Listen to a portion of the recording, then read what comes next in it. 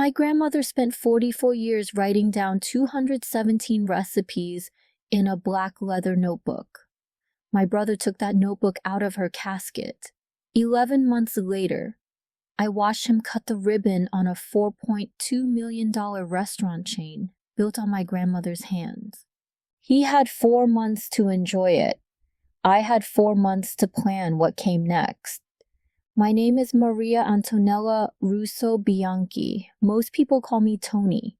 I am 48 years old, a tax and estate partner at Cravath, Swain and Moore in Manhattan, and the only granddaughter of Antonella Russo, who came to Brooklyn from Castellammare del Golfo in 1948 at the age of 19, with a suitcase, a husband she had married 3 weeks earlier, and a blank notebook bound in black leather she had bought for $2 at a stationery shop on Avenue U. My grandmother started writing in that notebook on September 14, 1948, her 18th birthday. The first recipe was her mother's pasta con le sarde, pasta with sardines, wild fennel, saffron, pine nuts, raisins. She wrote it in pencil, in the kind of careful schoolgirl Italian that learns English at night. By the time she stopped writing in 1992, the notebook had 247 pages, 217 recipes, and a smell I will never forget. Vanilla extract, and the corner of olive oil that had soaked the bottom edge over 40 years of being kept open beside the stove. She buried my grandfather Salvatore with it in 1991. She opened her own restaurant, Antonella's, on Court Street in Carroll Gardens. In 1979, she raised 2 grandchildren in the kitchen of that restaurant. One of us paid attention.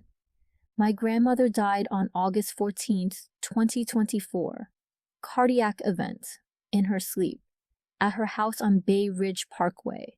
She was 95 years old. She had told me 3 months earlier that the notebook was to be buried with her. Page 247, she said, was where she had written her last wish. I had read that page. The handwriting was unsteady. The date was July 11th, 1992, the last entry. And what it said in Italian was, Per Maria, mia nipote, solo a lei. For Maria, my granddaughter, only to her. The funeral was 3 days later, at St. Mary's Star of the Sea on Court Street. Father Giuseppe Calabrese officiated. My mother Carmela sat to my left, hands folded over a black missal, her face composed in the way Italian widows learn to compose their faces around 18. My husband Daniel sat to my right. My brother Anthony, Tony, in it, sat behind us, with his wife Sophia, in a suit I noticed was new, charcoal, and slightly too tight in the shoulders. I had placed the notebook in the casket myself the night before, at Scarpacci Funeral Home in Bensonhurst. I placed it under her hands against the rosary, the spine facing her chest. The gilt letters on the spine, AR-1948, were still legible. I closed the casket lid myself. Lucia Manfredi, the funeral director, was the witness. I signed the inventory sheet at 9:47 p.m. At the funeral, before the final closing, Tony asked Lucia for 2 minutes alone with the casket. Lucia told me this in May 2025 when she remembered.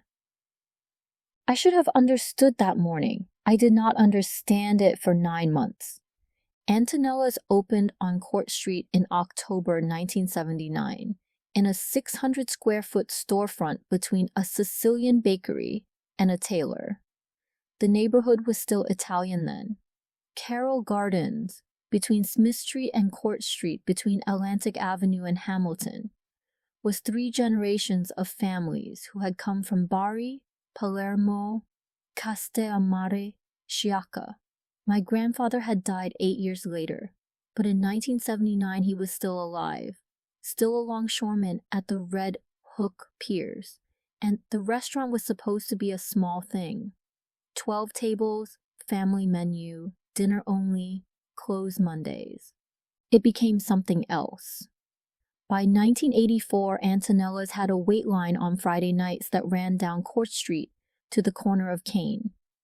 The New York Times reviewer Brian Miller had written in November 1983, "The pasta con le sarde at Antonella's is the dish I will be eating in my grave." I was 8 years old the first time I worked in that kitchen. I peeled garlic at a wooden cutting board behind the dish station, on a wooden crate to reach the counter. My grandmother stood at the stove. She did not measure. She tasted. She said in Italian, "Maria, taste this. Tell me what it needs." It needed salt. It needed acid. It needed nothing. Whatever I said, she nodded and corrected it and explained why. The notebook was always there. On the shelf above the prep station, between a tin of San Marzano tomatoes and a jar of pine nuts. The page would be open to whatever recipe she was teaching that night. She had a system. Penciled check marks in the margin meant the recipe had been served that month. Ink notations meant she had changed something. The recipe for pasta with sardines had 11 different ink notations between 1948 and 1992. The final version, the one she actually served in the restaurant, was on a folded index card tucked between pages 83 and 84. I learned to read those notations the way other children learn to read piano scores. By the time I was 15, I could open the notebook to any recipe and tell you which version was the restaurant version and which was the family-only version. There is a difference. The restaurant added more sugar to the meatballs. The family version had none. My brother Tony was 8 years younger than I was. He came into the kitchen exactly 4 times that I remember, between 1988 and 1995. Each time he was sent home with an envelope of cash for our mother. Each time he asked when he could leave. He did not learn the notebook. He did not learn the stove. He learned by 95 the back office, where Nonna kept her checkbook and the deposit slips, and where I once caught him at age 12 removing $40 from the cash drawer. I told my grandmother. She nodded. She did not punish him. She said, "He will find his lesson." She underestimated how long that would take. Anthony Russo was born on March 9, 1980. By the time he was 14, he had been suspended from 3 middle schools, St. Xavier, Visitation, and Bishop Kearney, for a pattern of behavior the principals all summarized in the same phrase: charismatic, untruthful. My mother held those letters in the drawer of the kitchen credenza for years. He dropped out of John Dewey High School in his junior year. He got his GED at 19. He worked at the Carroll Gardens Sparrow for 2 years, then at a banquet hall in Bensonhurst, then at the catering desk at the Brooklyn Marriott. He told everyone, including our mother, that he was moving up. He was not moving up. He was, at 24, still living in our mother's basement on Bay Ridge Parkway, driving a leased Acura he could not afford, and asking my grandmother for money once a quarter. My grandmother gave it to him, always. She gave him $300 at a time, then $500, then $800. She wrote the amount in the back of the notebook on the inside cover in a small column. I did not know about that column until 2024. I will come back to it. In April 2008, Tony announced he was moving to Las Vegas. He said he had been offered an assistant manager position at the Bellagio Buffet. This was not true. He had been offered a busser position at the Treasure Island. He took it. He stayed in Vegas for 8 years. He worked his way up to floor manager at 3 different mid-tier buffets, the Rio, the Tropicana, and a Mexican place at the South Point. He sent home a Christmas card each year. He did not visit. He did not come home for our father's funeral in 2010. My mother forgave him for that. I did not. He returned to Brooklyn in March 2016. He said the Vegas market had collapsed for him after the bartenders' union strike, which was true. And he said he had a $400,000 restaurant concept in mind, which was not true. He moved back into our mother's basement. He was 36 years old. What happened next, I have replayed in my mind 100 times. My grandmother, Mon, 88 years old then, welcomed him home as though the 8 years had been a long weekend. She made him pasta con le sarde the first night. She told him she had missed him. She gave him that fall a job at Antonella's as executive consultant. There was no executive function. She let him handle the books because she was tired and her vision was failing. Tony took the books in October 2016. He took them seriously enough to charm Nonna for the next 8 years. I made one mistake in those years. I did not check the books. I was a senior associate at Cravath, working 90-hour weeks on estate restructurings for clients with names you would recognize. I assumed my grandmother's $2 million restaurant was running cleanly because she had run it for 37 years without losing a dollar. I was wrong about exactly one of those facts. She had run it cleanly. He did not. My grandmother died at 4:15 a.m. on August 14th, 2024. Heart failure in her sleep. My mother found her at 6:12 when she went in with the morning espresso. The medics came. The medical examiner came. Nonna was pronounced at 6:44 a.m. at Maimonides Medical Center, where they did not try to revive her. She had signed a do not resuscitate order 3 years earlier. I drove from Manhattan that morning. I sat with my mother in the kitchen on Bay Ridge Parkway, drinking the espresso that Nonna had not lived to drink. My mother held my hand for 90 minutes without speaking. Tony arrived at 1 p.m. alone, in the same charcoal suit he would wear to the funeral 2 days later. He hugged my mother. He hugged me. He said he was sorry. I believed him. We went to Scarpacci Funeral Home the next morning to choose the casket. My mother chose the cherry wood with the cream interior. The viewing was scheduled for August 16th at 6 p.m., with the funeral mass at St. Mary's Star of the Sea on the 17th at 10 a.m. On the night of the 16th, after the viewing, I stayed behind to place items in the casket. My grandmother had been specific. A small framed photo of my grandfather Salvatore, aged 23, in his merchant marine uniform. Her wedding ring on her right hand because the arthritis had moved her left. A pressed sprig of basil from her garden on Bay Ridge Parkway. And the notebook. I had the notebook in a manila envelope. I had picked it up that morning from Nonna's house, from the wooden shelf above the kitchen stove where it had lived since 1979. I had wrapped it in tissue paper. I placed it under her folded hands against the rosary, the spine facing her chest. The gilt letters ARR-1948 were still visible. The cover was warm. Lucia Manfredi, the funeral director, recorded the inventory. She signed it. I signed it. The time was 9:47 p.m.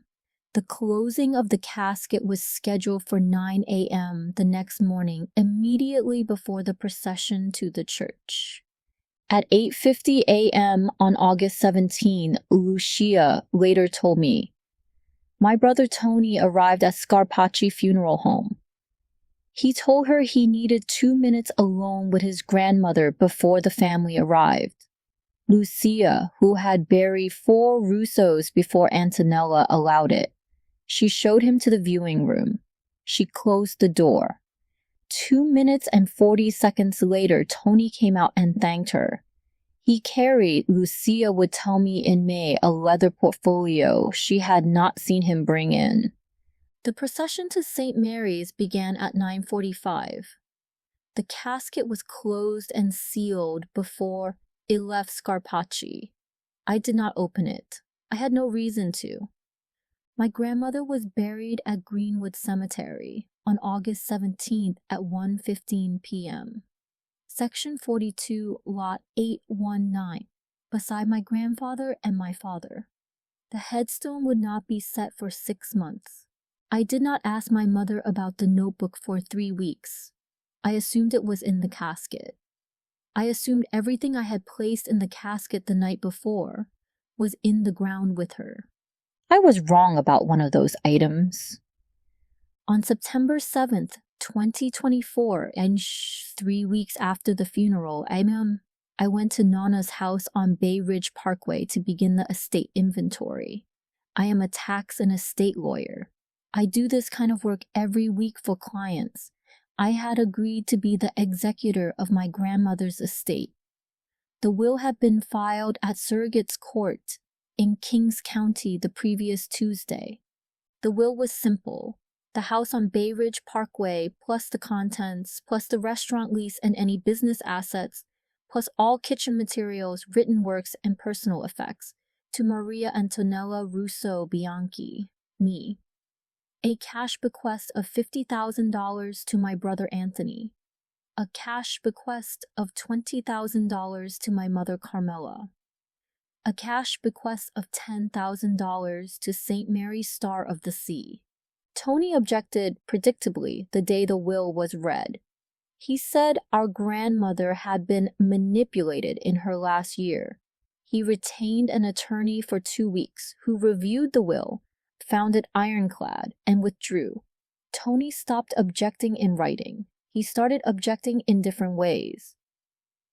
That same morning, September 7th, I was alone in Nonna's kitchen.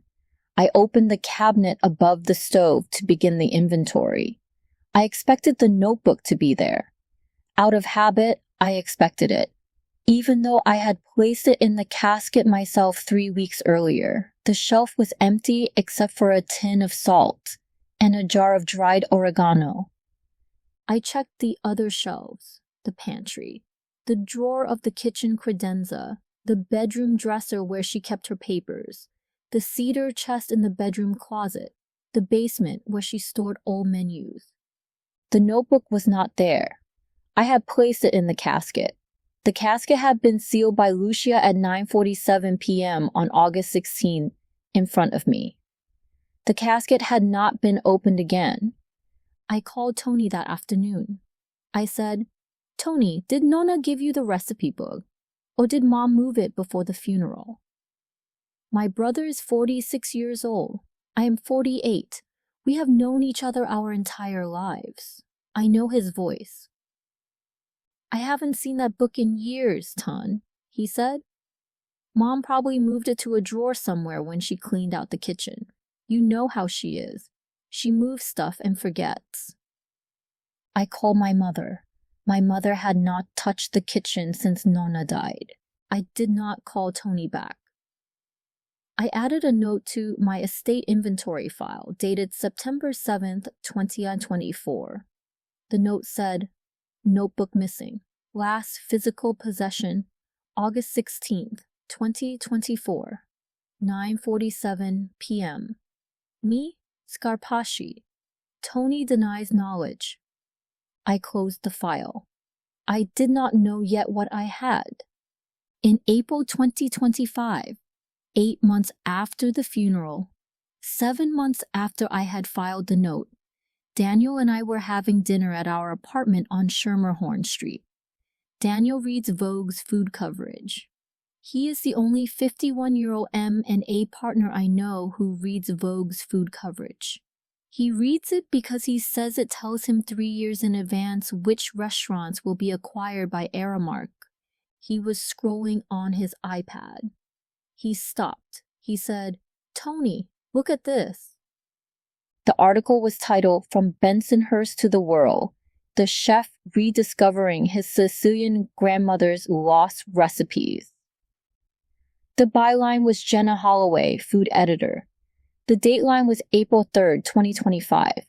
The photograph was of my brother Anthony Russo in a white chef's coat that I knew he had never earned, standing behind a butcher block in the open kitchen of a restaurant I had never seen. On the butcher block, his hand resting on the cover, was the notebook. I knew it from 20 feet away on a backlit iPad, the black leather, the hand-stitched binding, the gilt letters slightly worn, AR-1948. The smell I knew would be vanilla extract and olive oil. I read the article. Tony was quoted 17 times. He said his grandmother had passed down the notebook to him in her final weeks. He said she had taught him to cook in the kitchen of her restaurant. He said the recipes had been lost for decades, buried in storage, and that he was now bringing them to a new generation. He said the restaurant, Antonella's Modern Kitchen, would open its flagship location in Williamsburg in July 2025. He said he was finalizing a Series seed investment from Aspen Vista Capital, which would value the chain at $4.2 million. The article quoted Hannah Aspen, partner at Aspen Vista, saying, "Tony is the rarest kind of founder. He has a heritage story, a product, and a complete archive of intellectual property that nobody else can replicate. We're investing in 217 recipes that have been kept in a single family for 3 generations." 217 recipes. I closed the iPad. I made a phone call that night to a partner at Cravath named Marco Petraconi in the intellectual property practice. I told Marco what I had. I told him I needed 3 things: a federal copyright registration in my grandmother's name dated back to her authorship, a trade dress challenge to whatever Tony had filed, and a forensic accountant who could trace where the recipes had moved in the past 8 months. Marco listened for 15 minutes. He asked one question. He said, "Tony, do you have evidence the notebook existed before he says it existed?" I had it. I had scanned every page of that notebook on Nonna's 89th birthday in 2018 as a gift. The PDF was in my Dropbox. The metadata was time-stamped November 12, 2018. I had everything. On April 6, 2025, 3 days after the Vogue article, I opened the Dropbox folder I had not touched in 7 years. The folder was named Nonna 89 Birthday Gift.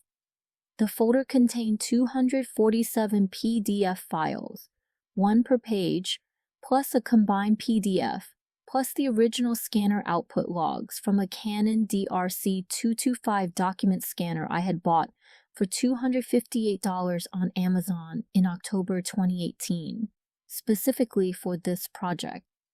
The metadata on the combined PDF read, created November 12, 2018. Modified November 12, 2018. File size, 463 megabytes.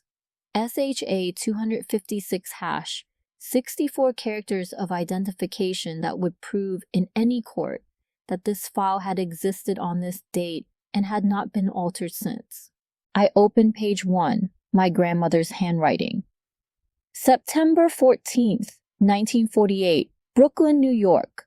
The page was titled in Italian, Pasta con le sarde, Mamma, her mother's recipe. Below the title, in smaller writing, a dedication, Per I miei figli che non ho ancora, for the children I do not yet have.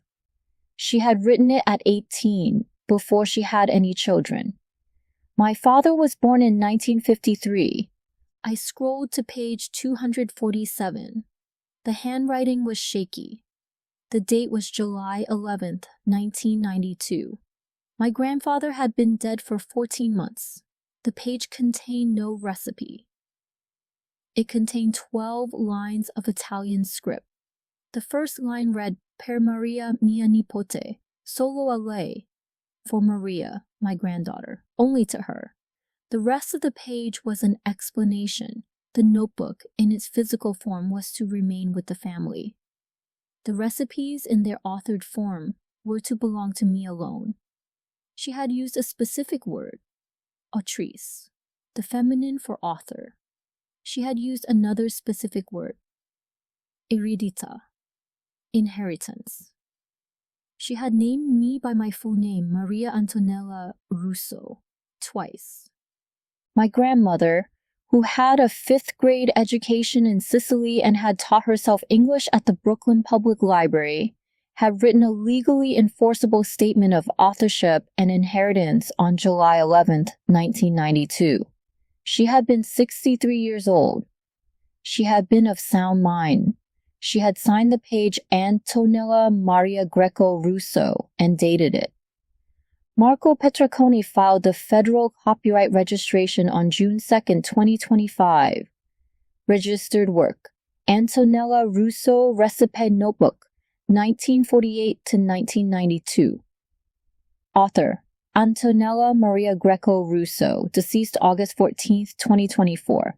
Claimant by inheritance, Maria Antonella Russo-Bianchi. Registration number, TXU-2-456-891. Deposit copies, the 247 scanned pages from November 2018. The registration cleared in 8 days. By June 10, 2025, the federal copyright in those 217 recipes belonged to me. I had 3 years of priority over Tony, who had filed nothing. Marco asked me on the call when I confirmed registration what I wanted to do. He said I had options. I could file a takedown notice immediately. I could file an injunction. I could file a cancellation petition against the 3 trademark applications Tony had on file at the United States Patent and Trademark Office. I said, "Shh, Marco, I want to do all 3, but not yet." I told him I wanted to wait. He asked why. I said, "The flagship opens July 14th. There is one more thing my brother did not know. In April 2019, the restaurant Antonella's had been closed for 14 months because of a partial gas leak that had taken $11,000 to repair, and because my grandmother, then 90 years old, had decided she was done. The lease was held in her personal name. The landlord was the Russo Family Trust, an entity my grandfather had created in 1986 to hold the building at 247 Court Street. The trustee after Salvatore's death was Antonella herself. The remainder beneficiary after Antonella's death was me. In April 2019, before COVID, before everything, my grandmother sat me down at her kitchen table. She had a folder. She handed it to me. She said in Italian, "Maria, this is for you, the restaurant lease. Take it. Sign it. $1 a year, 99 years. The building is also for you when I die. Tony does not need to know. Tony does not understand what it means." She did not explain why she was excluding him. She did not need to. I had watched her for 3 years find quarterly cash discrepancies in her checkbook and tell herself they were her own mistakes. She knew. She did not want to confront it. She just made sure the building and the lease and the recipes would belong to someone who would not steal them. I signed the lease. $1 a year. 99 years. Effective May 1st, 2019. The building at 247 Court Street, 600 square feet, 2 stories, Carroll Gardens, was not and remains the legal headquarters of any business operating under the Antonella's name. Tony did not know about the lease. He had been in Vegas in 2019. He had returned in 2016, but my grandmother had never told him. I had never told him. My mother had never told him. The lease was registered with the King's County Clerk and was a matter of public record, but you have to know to look. Tony did not know to look. In November 2024, 3 weeks after he formed Antonella's Modern Kitchen LLC in Delaware, 2 weeks after he met Hannah Aspen for the first time, Tony filed an LLC application for Antonella's Modern Kitchen Brooklyn at the New York Department of State. He listed the principal place of business, prospectively, as a not yet secured location in Williamsburg. The application made no mention of the existing Antonella's lease at 247 Court Street, because Tony believed that lease had expired in 2019. It had not expired. It had been transferred to me. The name Antonella's as a registered service mark in connection with restaurant services in Kings County had been continuously used by me since 2019 for the limited purpose of preserving the mark. I had paid the annual fee. Marco had filed the paperwork. When Tony filed his 3 federal trademark applications in March 2025 on session, Antonella's Modern Kitchen, Antonella's Modern, and Antonella's in standard character marks, he had not searched the state registry. Marco found that prior use registration on day 1, Tony had built a $4.2 million restaurant chain on 3 pieces of property he did not own. The grand opening of Antonella's Modern Kitchen at 387 North 5th Street, Williamsburg, was scheduled for 7 p.m. on July 14, 2025. The guest list had 240 names. Food critics, lifestyle influencers, 3 Aspen Vista Capital partners, including Hannah Aspen, my mother Carmela, my brother Tony, his wife Sophia, and as a courtesy invitation, Tony had been told by his publicist not to revoke, his sister Maria. I wore a black sheathed dress and a single gold bracelet that had been my grandmother's. Daniel wore a charcoal suit. We arrived at 7:12. We accepted champagne. We did not eat the antipasti. Tony embraced me at the bar at 7:41. He told me he was glad I had come. He told me, with his hand on my arm, that he hoped I understood this was what Nonna would have wanted. I told him I was sure of what Nonna had wanted. The toast was scheduled for 9 p.m. after the second course. Hannah Aspen spoke first. She thanked the chef. She thanked the investors. She thanked the city of New York. Then she turned the floor to Tony. Tony stood. He raised his glass. He thanked our mother, who was crying. He thanked Sophia. He thanked Aspen Vista. Then he held up the notebook, my grandmother's notebook, and he said, "This book is the soul of what we are doing. It belonged to my grandmother. She gave it to me. Tonight I am giving it back in dishes to all of you."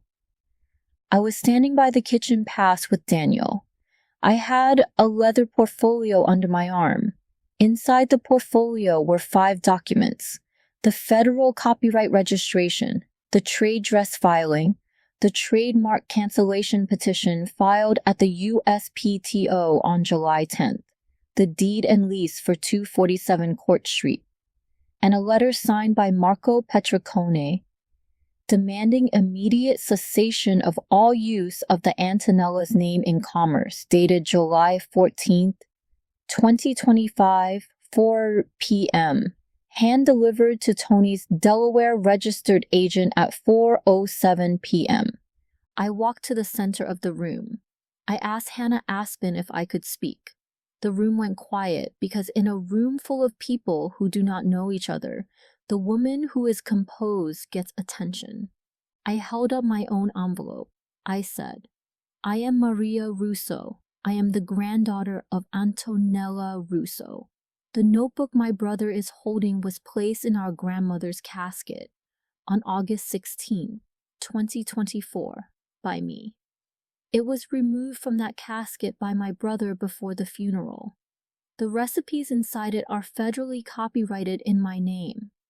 The name Antonella's is registered to me. The building at 247 Court Street, which is the original Antonella's, is leased to me at $1 a year for 99 years. My brother does not own the soul of this restaurant. He owns nothing. He stole the book. Tony did not move.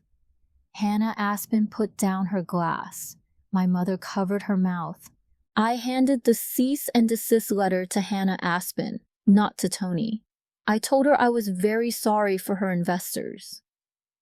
I left at 9:57 p.m. Aspen Vista Capital withdrew its Series seed investment on July 17, 2025, 3 days after the opening.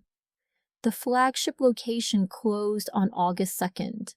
The Soho, Dumbo, and Long Island City locations closed by November 5th. The federal trademark applications were canceled on November 22nd. The Delaware LLC was dissolved on December 11th by court order, with assets transferred to me as restitution. Tony did not contest the proceedings. He could not afford to. Sophia filed for divorce in October.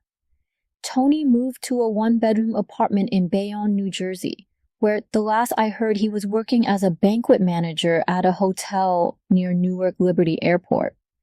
I have not spoken to him since the opening. My mother has twice. She does not tell me what they discussed. On March 7th, 2026, I opened Antonella's at 247 Court Street, Carroll Gardens, as a nonprofit culinary school. The Antonella Russo Cooking Project. 20 students per cohort, 6-week sessions, free tuition drawn from the 4 Brooklyn high schools nearest to Carroll Gardens. The curriculum is The Notebook. 217 recipes. 44 years. 1 family. My mother Carmela, age 74, serves as dean. My grandfather's portrait hangs in the office. My grandmother's apron hangs on a hook above the prep station. I teach the first lesson of every cohort myself. Pasta con lissard, the family version, the one with no sugar in the meatballs, and the index card from between pages, 83 and 84. The notebook itself sits in a glass display case at the front of the dining room. It is open to page 247. The handwriting is unsteady. The date is July 11th, 1992. The first line is in Italian, from Maria, my granddaughter, only to her. Most stories about betrayal end in court. This one did, but the courtroom was not the point. The point was that my grandmother spent 44 years writing down 217 recipes, and she knew in 1992 which of her grandchildren would honor them and which would sell them. She left the receipts. She left the lease. She left page 247. She gave me 3 years of priority I did not know I had. All I had to do was wait until he made the move. He made the move on August 15th, 2024. He had 4 months of glory. I had 11 months of preparation. My grandmother was the one who taught me how long to wait. I am still cooking from her notebook. I will be cooking from it when my own granddaughter is old enough to peel garlic on a wooden crate behind the dish station, and old enough to ask me what the dish needs. The answer will be the same answer it has always been. Taste it. Tell me.